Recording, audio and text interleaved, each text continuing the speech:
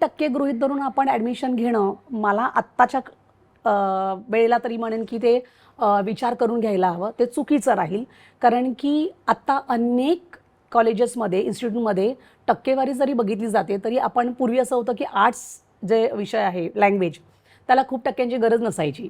म्हणजे मी असा काळ अनुभवला आहे की ज्यामध्ये 75च्या वर गेले की सायन्सला जाणं, किंवा मग 70, 75, 65 म्हटलं तर मग कॉमर्सला आणि आर्ट्सला. पण आता असे काही कॉलेज आहेत की ज्यामध्ये तुम्हाला 94, 95ला आर्ट्सला क्लोज होतात ॲडमिशन्स, इवन कॉमर्सला सुद्धा. त्यामुळे फक्त टक्केवारी म्हणून जर तुम्हाला 95, 98% मिळतात आहेत तर तुम्ही सायन्सच घ्यावं असं नाही.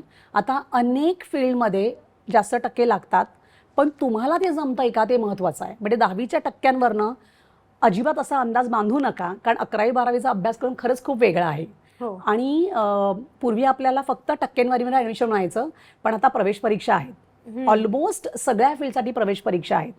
त्यामुळे मी असं म्हणेन की नुसतं टक्केवारीवर जाऊ नका. तुम्हाला 95-98% मिळाले, खूपच छान गोष्ट आहे, पण थोडं रिअलिस्टिकवर पण येऊया. ॲप्टिट्यूड टेस्ट जो प्रकार आहे, सायकोमेट्रिक टेस्ट जो प्रकार आहे, त्याच्यातून आपल्याला खरंच कळतं की आपली अभिक्षमता कुठे आहे.